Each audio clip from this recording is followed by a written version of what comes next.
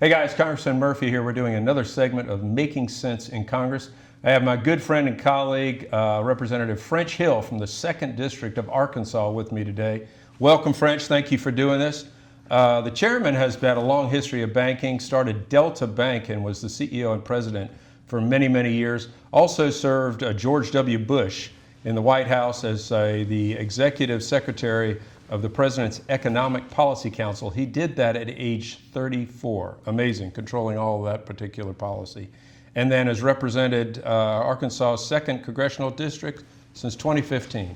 Thank you for coming. Great to be with you. And my only correction to that little story was George H.W. Bush. I do stand corrected. So Bush 41, a few semesters ago, which accounts for the 34 years old Yeah, activity. that's true. Yeah, that's true. Sure. That's still Good quite to an be with honor, you. though. Thanks for doing this. Thanks for laying it out there for the good folks of Eastern Carolina. Well, they're good folks. It's my greatest honor to serve them. So, all right, some quick questions for you. Are you ready? I'm ready. Favorite sandwich? Reuben. Reuben, mine too. That wins most of the time, Amazing. people. Scary. We're going to do a poll, by the way. What is one thing you own that you really should throw out? I have a car that doesn't work. How long have you had it? Well, it didn't start out as my car. It was my wife's car. Then she found out she didn't like it, so she made me take it. And it's a 1996 Volvo station wagon when we were having babies. Is it in the yard on blocks? Close. But it was in my first campaign ad, and it was such a hit with my kids who were teenagers then that I can't part. It's like parting with a child. I get It's it. I get sad. it. It's Do you pitiful. get enough sleep? I do.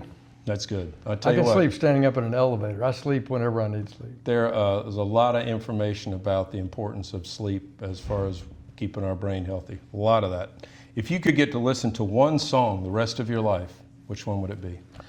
Well, my favorite album is the Beatles' Revolver album from my childhood. And so on that album, which is where some of their best songs are, is Taxman. Ah, interesting. And it reminds me how much I hate government and overtaxation. Avery. So if I listen to it daily, it just reminds me of how irritated I am with how much regulatory and tax burden the federal government, state governments put on our citizens. Yeah. Drives me nuts. Great. Yeah. Great. Yeah. What would viewers find interesting about DC that they don't know? I'd say it's an outdoor town. This is something, I mean, I'm a big outdoorsman. My preference is to be outdoors, not indoors. And so I've rock climbed inside the city limits of Washington, D.C. I've hiked, I've paddled a boat. You know, it's an amazing place. Rock Creek Park and the Great Falls of the Potomac are places that people ought to experience. You know, interesting you say that because I was actually up in New York yesterday and this past weekend, and my wife commented about that, living the difference between New York City and D.C. There's a lot more green space, a lot more outdoors. It's incredible. Great. All right, now let's get to the kind of the meat of the whole interview here. Representative Hill, Chairman Hill, is considered one of the brightest minds as far as financial services and financial dealings really in Congress. So I want to pick your brain a little bit. Your top priorities for strengthening the American economy and protecting consumers. Well, first and foremost is to increase economic growth. And I think you increase economic growth by some of the things that we did in the Working Families Tax Cut bill last year. Keep more of your own money, have a bigger refund, be benefited by the child tax credit, lower the tax burden on investing so that small businesses and big businesses can take all this capital that's flowing into the United States and invest it in new equipment, new plant. This was the goal of that bill. So that's part of it. Yep. Secondly, in my jurisdiction, lowering the regulatory burdens on getting capital out to people through our commercial banks, through our credit unions, through the capital market system. So that's been the theme that we've had in this Congress is tailor that regulatory burden so that it's cheaper to make a loan to you to start a new restaurant or expand capital to build housing in this country. Or if you want to be a public company, lower the costs of quarterly expenses connected with being public. Sure. Because we've seen a dearth in public companies. There are half as many public companies as when I got out of college. Really? And if that's the case, then your IRA account, your 401k account, has less options to grow for your retirement. So that's what we're doing. Yeah, and I think really what was done, we're not going to see it overnight. It's going to take a few years, maybe even take up to a decade as far as real building and manufacturing, but it's really good policy. So thank you.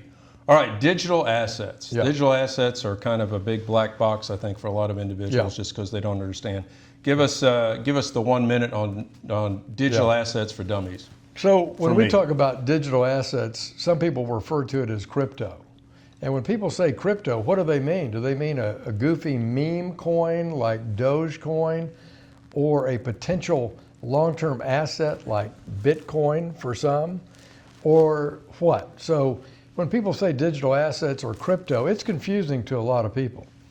When I talk about it, I say, how do we use the blockchain operating system to do different things? Like, could you put deposits on a blockchain operating system instead of the normal bank computer system and settlement system now? Let me give you an example. If instead of you calling your bank and transferring money to make a payment for a business or to transfer money to pay a bill in Mexico, for example, you could program those payments on the bank's blockchain. So it would schedule when the payment's going to take place. It would be cheaper. It could be done 7 days a week, 24 hours a day. It wouldn't have a human intervention in it. And so blockchain is going to lower the cost of a lot of financial services. Lending money, you could put titles on the blockchain for your home county, and therefore doing a real estate transaction, a commercial real estate transaction or a home transaction could be done faster on a blockchain at a lower cost with more accuracy. So crypto to me means converting traditional computer systems to a blockchain operating system, which I think has got better documentation and has this advantage of 7 days a week. So in answering one question, a lot of people are concerned, is it safe? It will be safe because we're going to, in the House and Senate, pass a market structure bill that tells everybody how those are regulated, how consumers are advised about it, and the protections for both innovators, meaning entrepreneurs that are writing applications, but also how consumers will be protected. So Great. That's what we're working on. How do you feel about the nation's economic outlook? The economic outlook is really strong. It's disrupted right now by the cost of fuel, elevated by us working really hard to prevent Iran from having a nuclear weapon, which I think is a very important goal for this country. Right.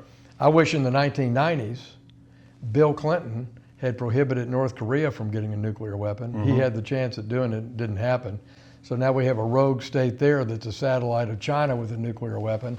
We sure don't need a terror state like Iran with a nuclear weapon. Yeah. But the outlook for the underlying economy is good. Let me tell you why. Rates are accommodating for growth right now.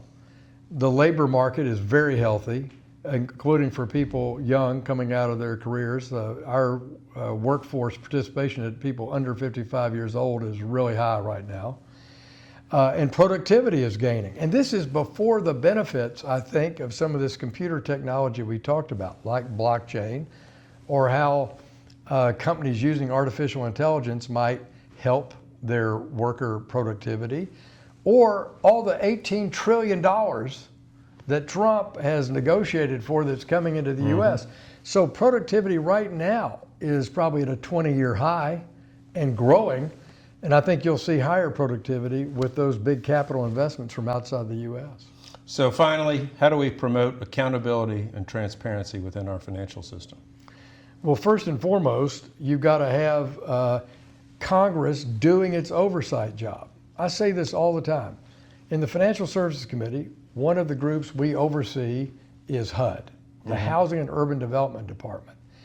And there is misuse of HUD money all over this country, mismanagement of public housing for our most vulnerable citizens who either have a housing voucher or live in a public housing unit, and HUD's done a terrible job of overseeing that. So to me, if you want accountability and transparency in American society, Congress needs to do its oversight job, and we're doing that over HUD. And we're doing that on all the federal bank regulators and the securities regulators that are in our jurisdiction. Great. Well, thank you for coming Great today. to be That with was awesome. That's a Thank lot you. of information It in a is. short period of Well, time. if you live in Congressman Murphy's district, you're awful lucky. He's one of the finest guys I know. And no payment was rendered in transportation with that. So anyway, thank see you, you. my friend. Thank you. Appreciate it so Appreciate it. very, very See you. much. God bless. Good.